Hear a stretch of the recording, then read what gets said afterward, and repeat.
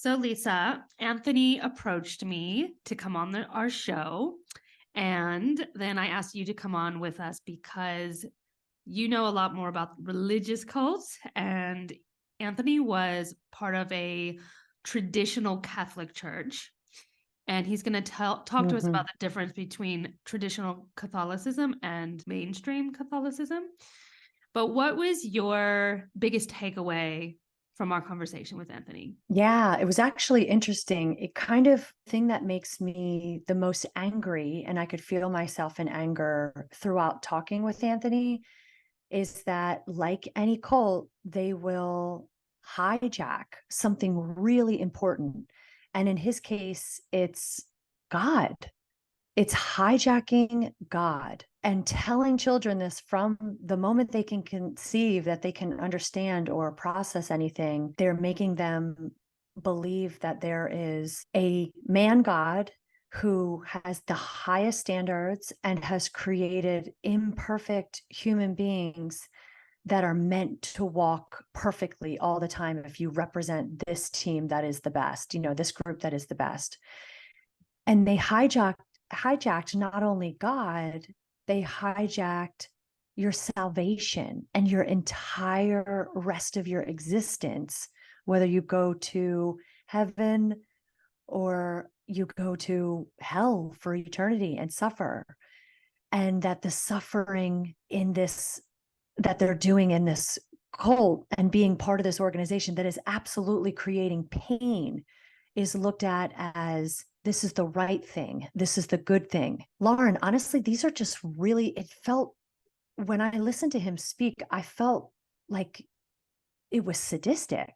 I Mm, felt scared. Like I felt myself trembling with how we could condition people to allow their kids to go through that. yeah. That humans are born to have a sexual identity. And he said, my sexual identity was pulverized at a young age. And this is a young adult who is, he's 27, 26, he said, Mm, at this time being so brave to come on and speak about this and being so vulnerable to come out, but is doing so to help somebody else because he's experienced something so horrible. I just really couldn't believe the correlations between some of the really horrendous things that happen in these other groups we talk about, but religious fundamental groups, they can go pretty high on the extreme list of deep, deep pain and trauma that they cause their members. One of the things that stood out for me that he said that resonates, the organization was so obsessed with itself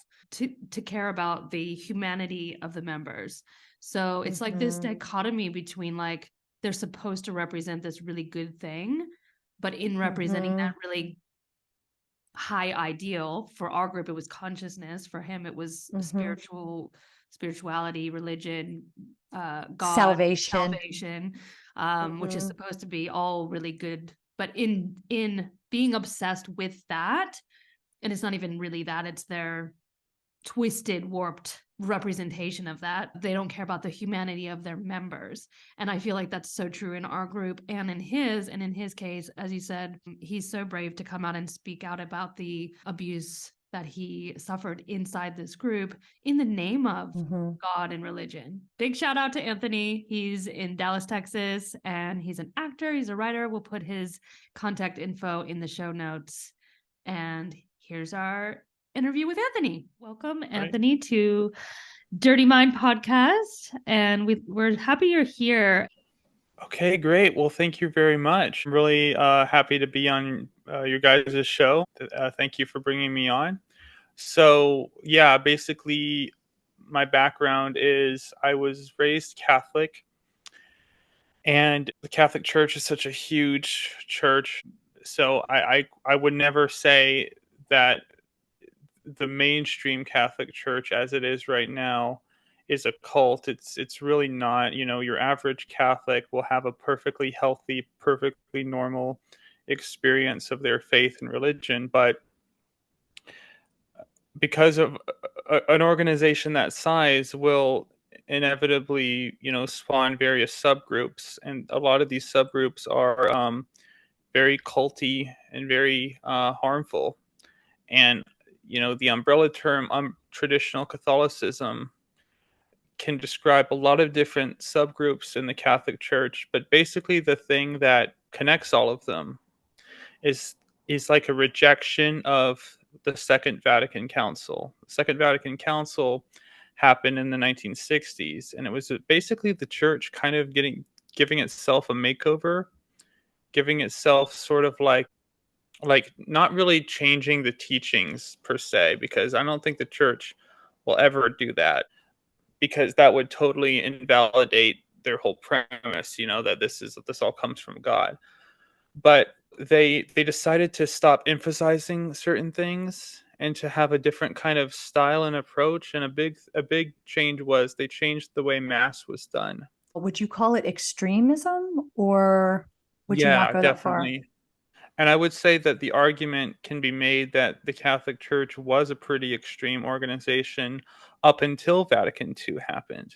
I mean, Vatican II was a very, very radical shift in tone, in emphasis, in what they said, really, and how they acted, and all of that stuff. There was a significant number of Catholics who had some issues with the changes of the Second Vatican Council. They felt like this was an aberration or a betrayal.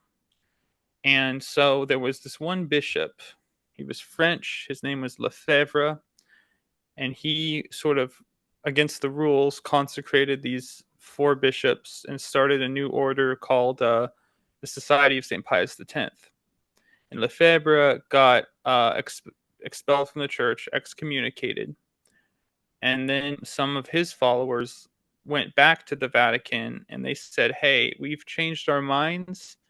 We don't like what this guy is doing, in the fact that he got himself excommunicated and kicked out of the church. But we still don't really like Vatican II, and we kind of want to keep the old rituals and rites and practices and all of that. But we will recognize you guys as the official church still. And so the Vatican said, okay. And this new group, they gave them like official jurisdiction to continue on in the traditional ways. And that group became the Fraternity of St. Peter. And that's the order that ran the traditional Catholic church that I attended. So that's sort of the background of the church I was at. It was a traditional Catholic church that had, in its background and its origin, kind of started from a group that were kicked out of the church, but sort of like left their founder and came back in. So when you think that way, there's a word for that too. It's called being a fundamentalist. Right. And or an extremist. I think fundamentalist and extremist are honestly kind of interchangeable terms here for what we're talking Agreed. about. Agreed. But yeah, but when you're in that mindset, you think, okay, it's either this or nothing. Mhm. It's only this, Mhm. and I will think, I will not allow any thoughts or concerns or issues into my head other than what is explicitly written and said in the doctrines of my faith. Mhm. And that doesn't have to be a religion. That can be any, destructive cult or any group that's too obsessed with itself to Yes. care about the humanity of its members. You know what I Yes. mean here? Mhm. And so that's it. When you're in that mindset, you don't care if you hurt other people. You don't care if you hurt yourself, Or you feel you know, like you're hurting them in the way that you for have their to own good. because you love them. It's for their own good. Yes, exactly. Right. First of all, the one red flag is that they identify as the one true church. They are The way, the Jesus. truth, and the life kind of thing. Yeah. That's right. Were you born into this group? Initially, we went to sort of like normal Catholic churches, like what the traditionalists would call the Novus Ordo, which means new order. And there'll be a lot of Latin in here because the traditionalists love to speak in Latin and their masses in Latin. It kind of gives them their own special language, because Latin's a dead language. No one speaks it anymore. They have a little inside, communication there. But Yeah, growing up, we went to mainstream Nova Sordo Catholic churches where the environment's a lot more pleasant and laid back than the traditional churches are or were. My parents started to get more interested in traditional Catholicism, partly because at some point, I had to start homeschooling. I initially went to public school, normal routine, but I had a lot of behavioral issues as a kid. I was bouncing off the walls. I was loud. I had no filter, and they couldn't really diagnose me very well. At first, one person said Asperger's, another person said no, he doesn't have Asperger's, and now I think it's basically ADHD mixed in with being somewhere on the autism spectrum. Hmm. Uh, but it was all over. I was just a crazy kid, and so at some point they decided to homeschool me, and they happened to know a bunch of other families that were into homeschooling, and something called homeschool co-ops were developing. We were uh, we were the small family. I'm the oldest of four kids, and around me, a lot of these families has like 8, 9, 10, Hmm. 11, 12 sometimes kids. So I would have like multi-generational friendships with all these families, and it was kind of cool to be sort of separate from the classical the normal school experience of most kids, because to this day I have some issues with the education system in this country. The traditional Catholics in the Dallas area where I'm from and where I was at the time, they didn't have their own building until like 2010, when I was starting high school. So the co-op I was attending, once the traditionalists had bought their own church building, we moved it into the building that was the little school office building that was next door to the church. And that was where I went to high school, basically. That was, And my did they value education? stuff like math and science was fine, except the only issue in science is when we got to evolution, because the textbook was creationist. However, the our teacher, it was interesting because the teachers at this co-op were occasionally some of the moms there, never the priests or the nuns, which is unusual in a Catholic school type setting. Usually the priests and the nuns are like teachers, but that wasn't the case with us. And the college I ended up going to is University of Dallas, which is a Catholic college in Irving. And that was sort of the epicenter and the cause of the big Catholic community in Irving that were going to this co-op. And so a lot of the people at the co-op had some UD connection, and some of my teachers there were students at UD. So it was kind of interesting. My senior year, this UD student was my biology teacher. And then the next year, when I'm a freshman at UD, she's a classmate of mine. The environment was very oppressive and strict in a religious sense. And this is where I'm going to get into the main issue here, and what compelled me to start talking about these things. The environment was extremely sexually repressive, and I feel like to a lot of people, the immediate reaction might be, well, so what? That doesn't seem like that big of a issue or problem. But I wanted to try and illustrate the extent as to how insane it was and how damaging it was. My sexual identity has kind of been pulverized, and as a result of my experience, because the Catholic Church's teachings, which after the Second Vatican Council were kind of glossed over and whitewashed and reworded in a way that's more acceptable, but what they are when you get down to brass tacks is sex is only for the married, period. A man and a woman who are married, they are the only people who can engage in any kind of sexual activity.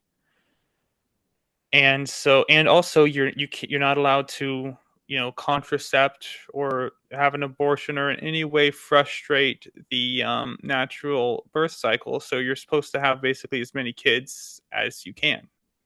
And so that's why all these Catholic families are notorious for being very big, especially your mainstream Catholic families they use contraception. They're more normal in that way, but the hardcore traditionalist ones definitely don't. The Catholic traditional Catholic environment is cartoonishly patriarchal, Mhm. and they're proud of it. You know that they're not Mhm. ashamed or apologize for that at all. They pretend to respect women, and of course there's the Virgin Mary, and they exalt her, and Catholics like to say they don't worship her. They basically do. But But even just starting her being the virgin is. exactly, yeah. I mean, when you get down to it, they don't like sex, and they would respond, "No, we love it. It's like the most precious thing. It's like we have to treat it so preciously, like it's this beautiful, like it's this fragile, sacred thing."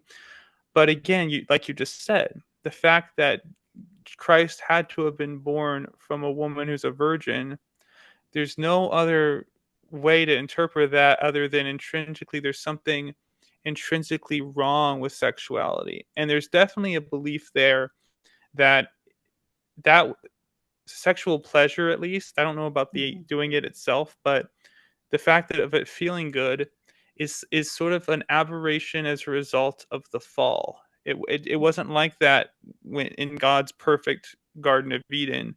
It Mhm. was a result of Adam and Eve screwing up.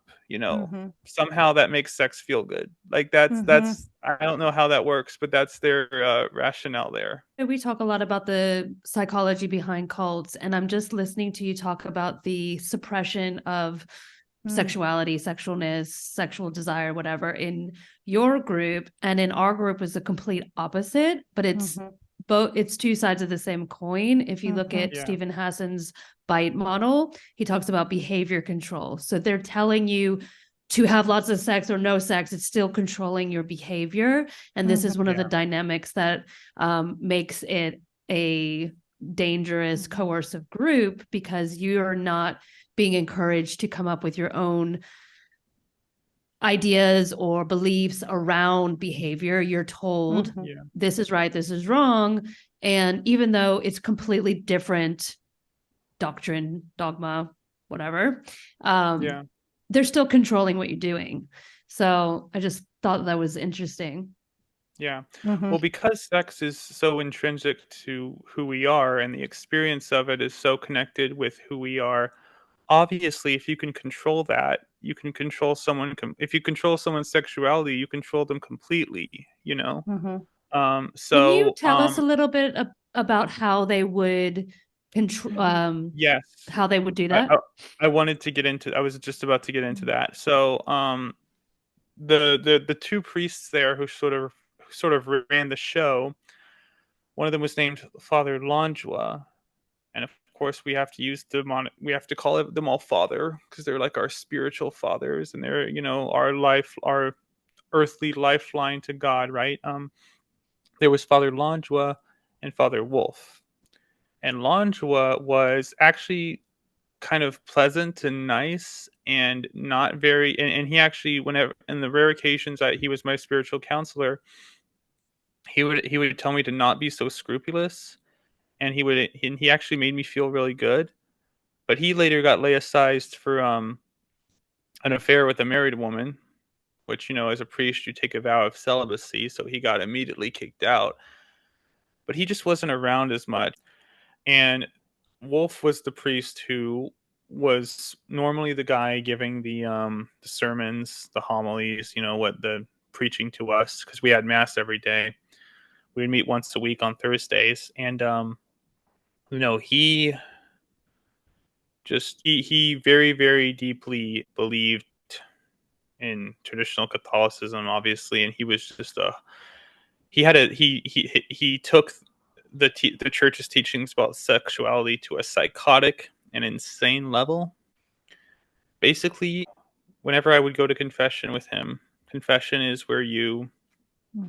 you go into a room privately with a priest and you tell him your sins, and he, speaking through God, absolves you of your sins. And so therefore, if you were to die right after getting absolution, you would go straight to heaven.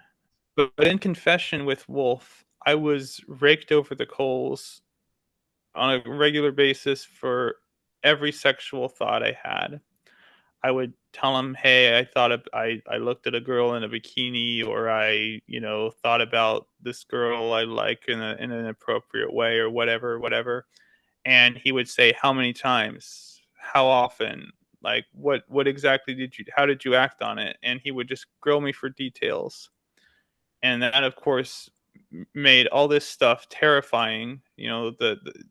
Anytime I would, give in to my natural biological desires, immediately afterwards I'd hate myself and I have to think about, great, I've got to go see him again and I've got to talk about all this stuff again.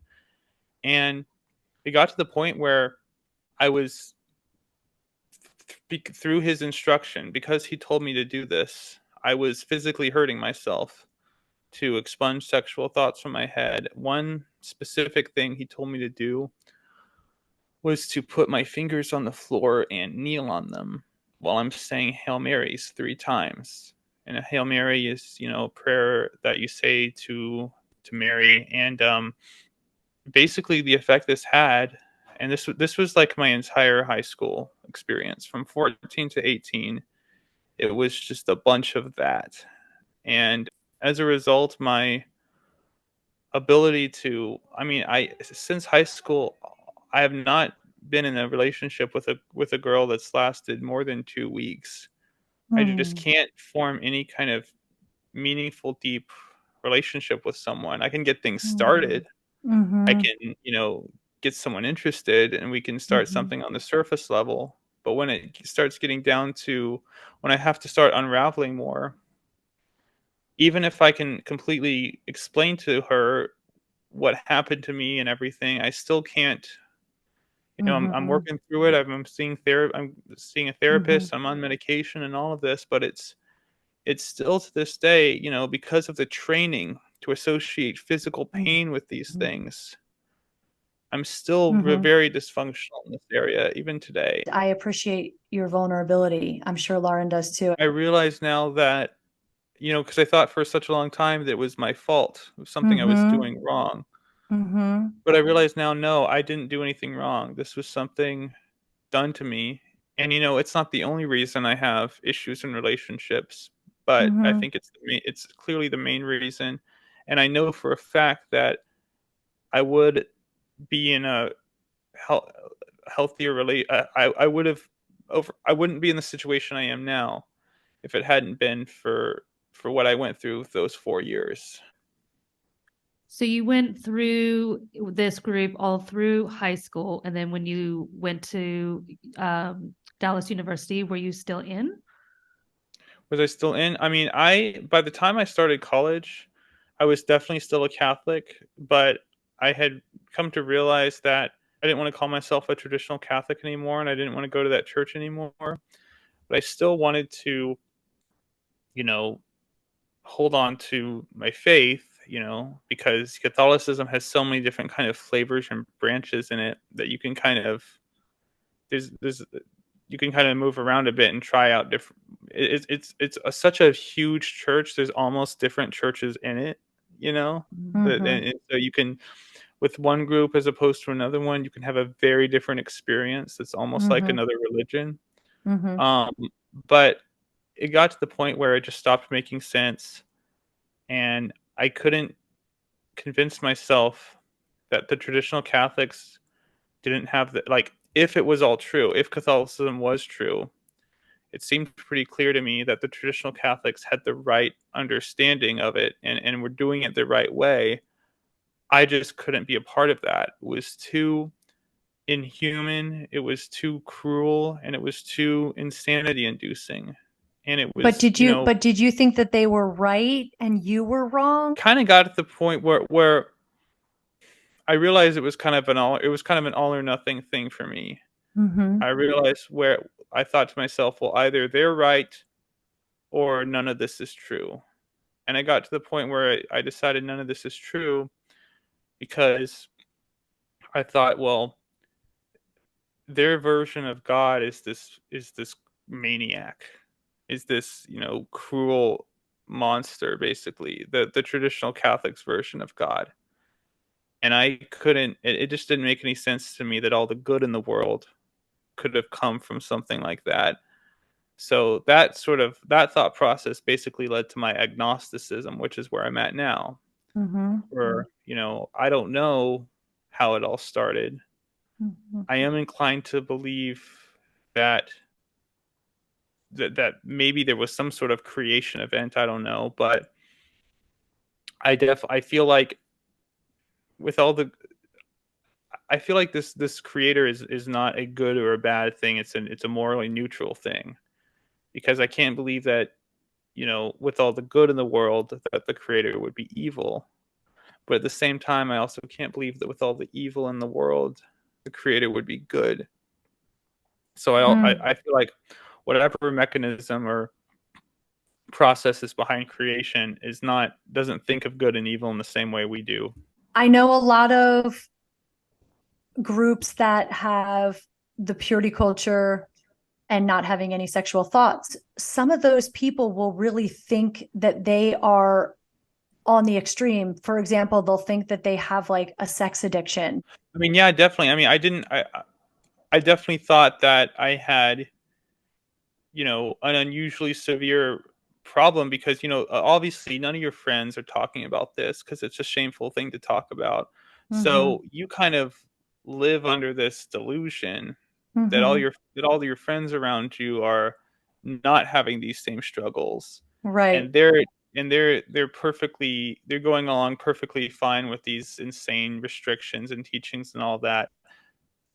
There's definitely times when you notice that's not the case. When you are going to confession, I know that there's a hierarchy, obviously, and that God is moving through, the people above you. You can't have your own choices and your own freedom to think. You have to listen to what they're telling you to do, right?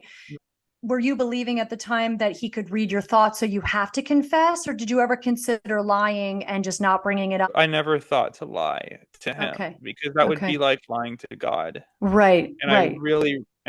I wanted, I mean, they really just make you terrified of not going to heaven and I terrified of know. going to hell. So I I was know. I was in this state of like fear for my life, fear for my Yeah. eternal life. It is. It's And so survival. Yeah. yeah, it's a they hijack your survival mechanism. It's a self-fulfilling thing. It's, when you're in confession, you do feel amazing when you leave it, Right. Right. because in your mind, the scenario in your mind is you've done something awful, something Mm-hmm. evil, because they Mm-hmm. really overuse the word evil there. Mm-hmm. And you've gone to a priest, you've done the hard thing of saying what you did out loud and saying you're sorry, and the Mm-hmm. priest has forgiven you, and now God's forgiven you, and so you feel connected to heaven. Can I Right. tell you, Right. this is the conversation I have with all the people that have gotten out of the cult that Lisa and I were in, is like, we felt more screwed up and wrong and terrible and bad about ourselves after over a decade in this self-help personal development thing Yes. than ever we were before. And so that's the point. Like, I hit my lowest point was what I was like, okay, I've done this for 10 years and I'm still this horrible of a person. And now I have kids. The world is better off without me in it. And I was ready to exit because of what they had, exactly what you said. They gave me the problem and then they gave me the way to solve it. But I always kept having this come back where I was still a problem. Any group, the whole guru thing, anybody who knows more about you than you do, I can't even No, go there with the fury, that I that's so have. funny. That's so funny you said that, because I actually made a Facebook post today that said basically what you just said. I want to You're actually kidding. pull that up real quick. So I tend to do that. what I wrote on Facebook today was, there's no such thing as slash she slash they know me better than I know myself. That's not a thing. You know you better than anyone else does, because no one else can. So yeah, I was saying the same thing. Whenever somebody says, uh, they know me better than I know myself. That's always bullshit because It is bullshit. nobody, you're the only person with your experiences, and you're the only person who knows everything that's happened to you as far as you can remember, and knows how you felt about that. All cults require you to surrender yourself to them, Mhm. like your Yeah. entire self. Mhm. And so because they all operate based on narcissism. That's The right. Yeah. narcissist of the leader and the Mhm. creator of the cult, Mhm. and the narcissism of that person, and by extension, the narcissism that it engenders in the members. Mhm. In that I've That's I'm right. part I am a part of the one true thing That's on this right. planet. And that is just It's the already level of isolating stupid. you from like your superiority in that is already isolating you from any being able to be a part of anybody else Right. in the human race because you're on the elite and you can't leave the elite, you know? Yeah. And you can't learn anything from a cult member feels like they have nothing to learn from anyone else, right? Mhm. Yeah. And Yeah. I subconsciously didn't think I had anything to learn from anyone else. But growing up, I just couldn't help but learn from people, learn from my experience. For example, I remember when I first started to really be around LGBT people, people who Mhm. were openly gay as opposed to, being in the closet like like not me, but kids I knew growing up, I found out later were in the closet that whole time. But when I started doing theater, because I've acted all my life, I'm a professional actor, and when I started doing theater with kids who were not in the same weren't from the same bubble I was in and were LGBT, I started to realize that there was nothing wrong with them.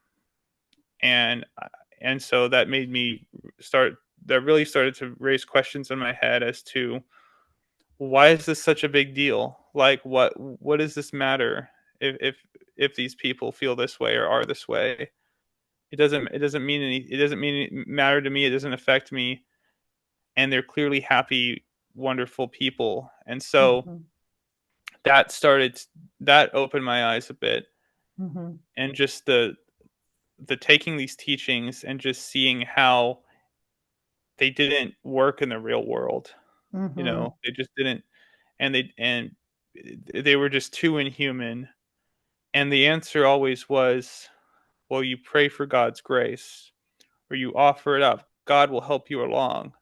But that's just fairy dust, You that know you what? You can't. just said the Yeah. most amazing thing. And I just want to highlight what you just said, which was that it doesn't work in the real world. So, what they're doing Yeah, is setting you up so that you can't be in the real world. They're setting you up so you have well, to stay exactly. because, right. Well, they're teaching you things that have nothing to do with how humans actually work and how they actually are, you Hmm. know?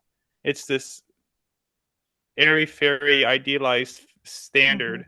I've never been the kind of person who likes to get in trouble or who enjoys being a troublemaker because Hmm. I got in trouble a lot growing up for reasons I didn't Mhm. understand. Hmm.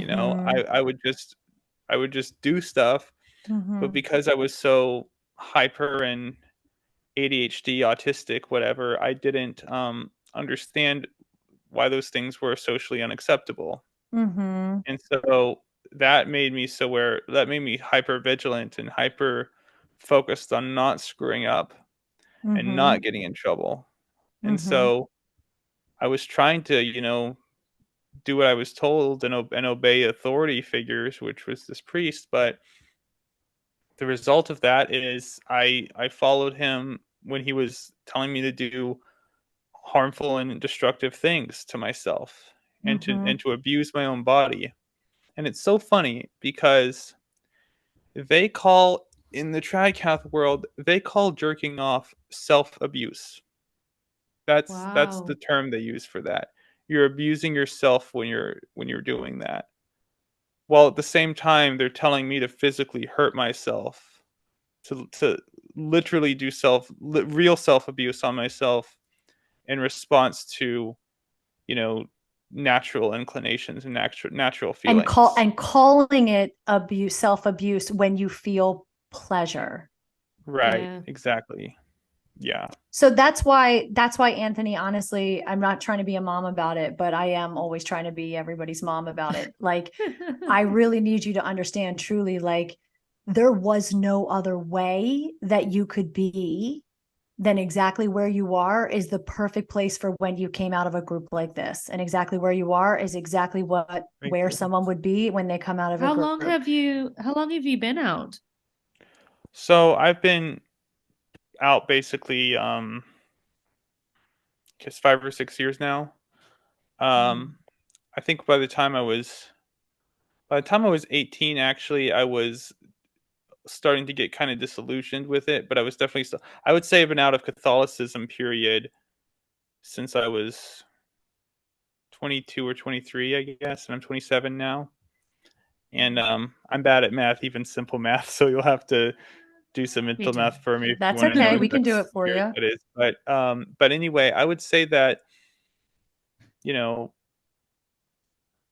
it was like it was like a gradual thing. It was like a sand in an hourglass going down. It was a very slow thing where I was just emotionally so tired Mm-hmm. of the self-hatred Mm-hmm. even when I was 18, but I didn't want to let go of Catholicism. But Mm-hmm. after a while, I just couldn't, reconcile it all.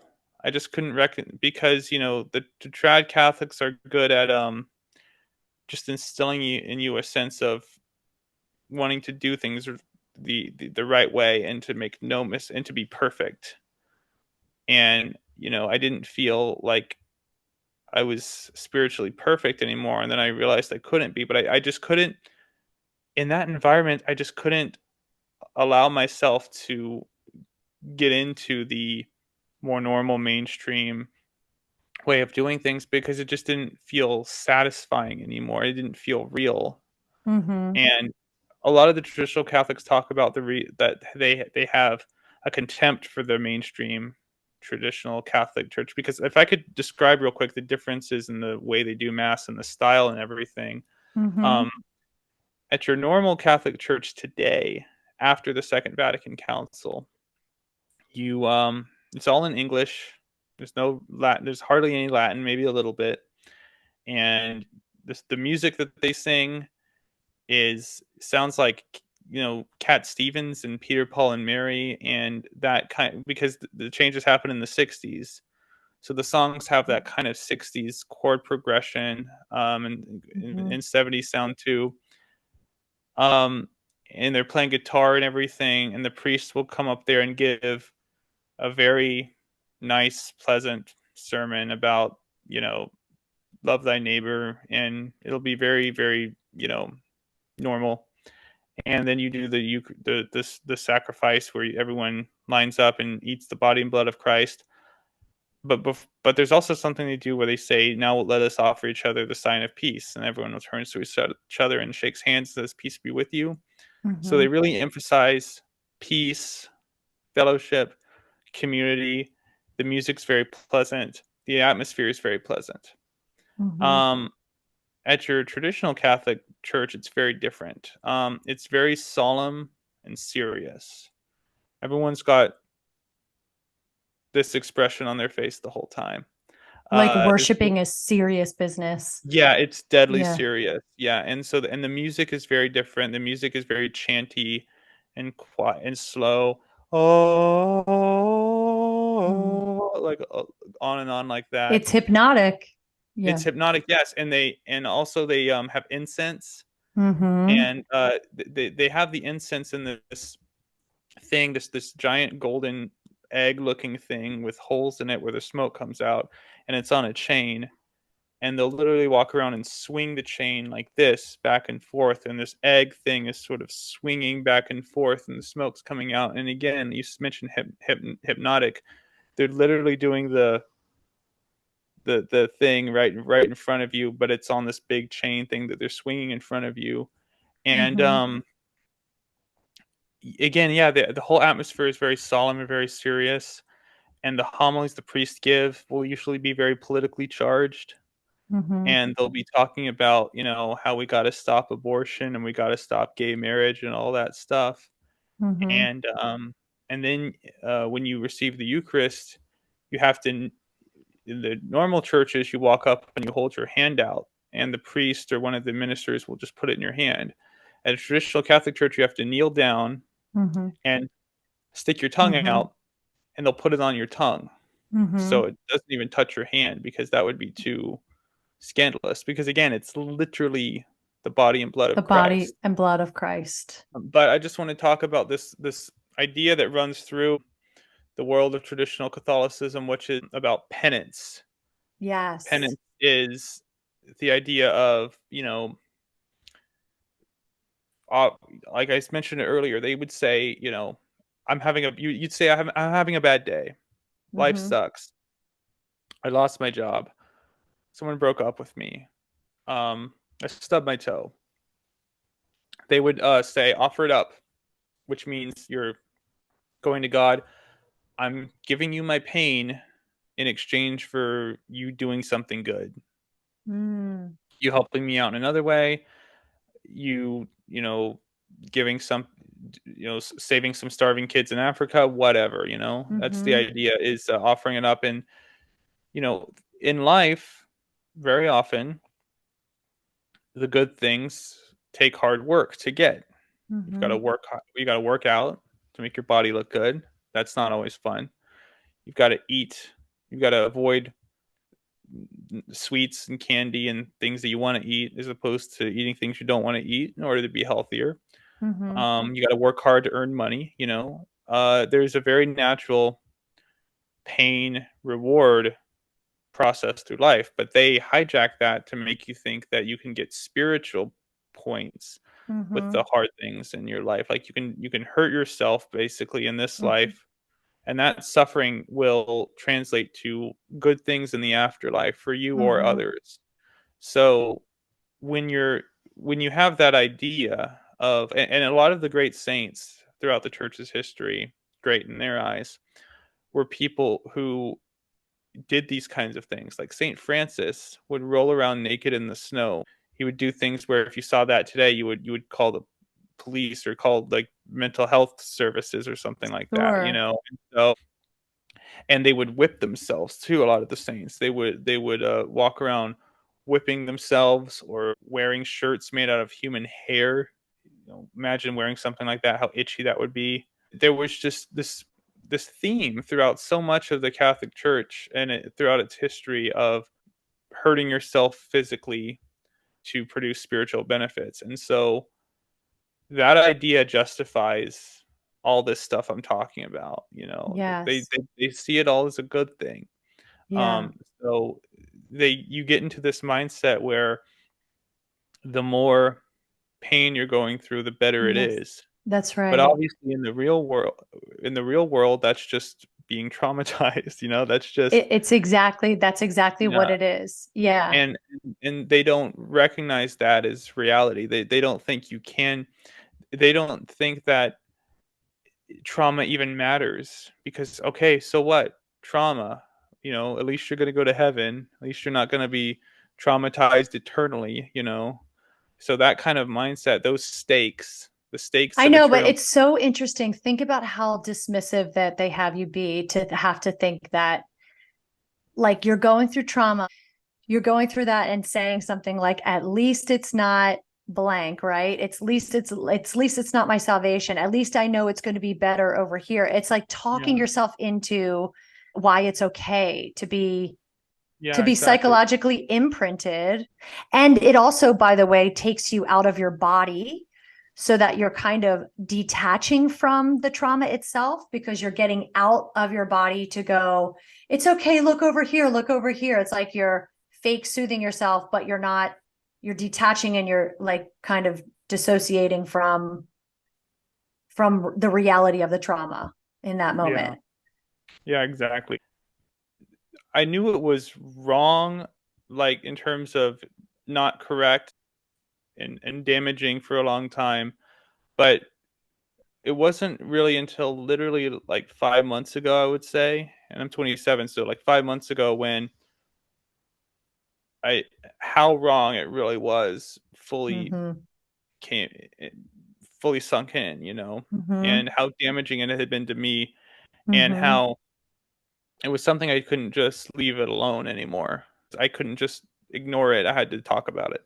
And then were you in a place where I talk to my own clients about this, about, I call it glitching, where you kind of get to a new place and you can't unsee it. So you have this perspective all of a sudden, like, oh, I wasn't wrong. But then Yeah. you keep glitching back into, no, I got to be lying. I'm being dramatic. It wasn't that Yeah. bad. It wasn't. Did you do that like I did oscillation that back and I forth? did that a lot. I did that, for a very long time until, like I said, recently, maybe 5 months ago, I I connected fully my inability to develop a relationship with someone, to be in a relationship. I realized exactly why that was, because I Mm-hmm. looked inward in so many other ways. I Mm-hmm. analyzed, like, well, maybe I'm doing this wrong, maybe I'm doing that wrong. I need to stop Mm-hmm. doing this. I need to stop doing that.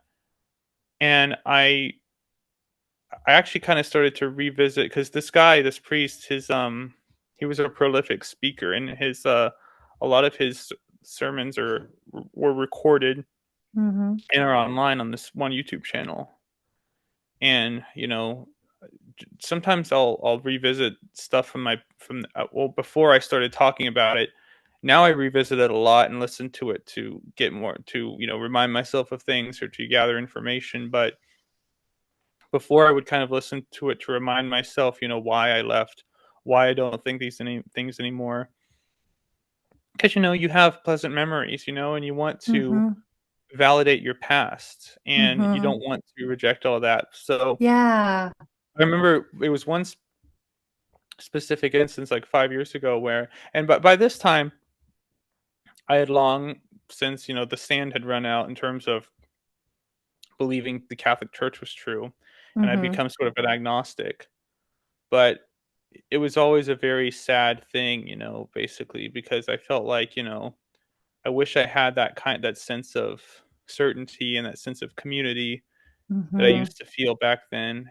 And but then I just realized, like, no, no, they were hurting kids. Like, I revisited one of his sermons, and he said that, I heard him say in his own words that thing about kneeling on your fingers.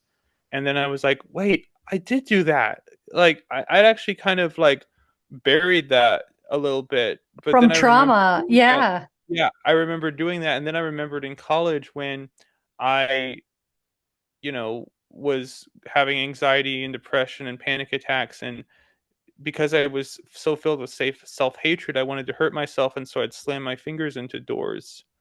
And I remembered, oh, that was just a couple years after high school. Why did I have this thing about my fingers?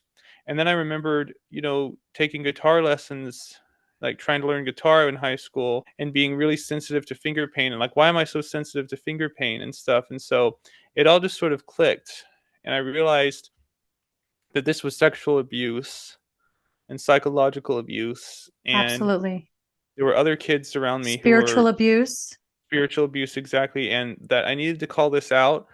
And Mm-hmm. this particular priest has been, like, suspended, put in kind of a timeout by his order, not because of this, but because of other stuff he did.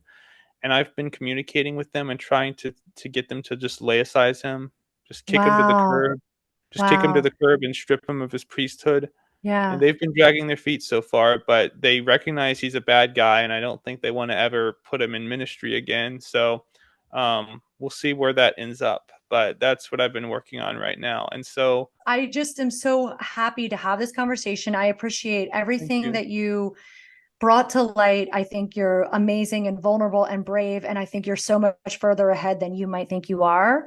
Thank And you. super proud of the progress of who you are and where you've gotten to, and just looking forward to watching you keep blooming. And I appreciate your message. Well, that's super special, and I really appreciate that. Thank you very much. Thanks, Anthony.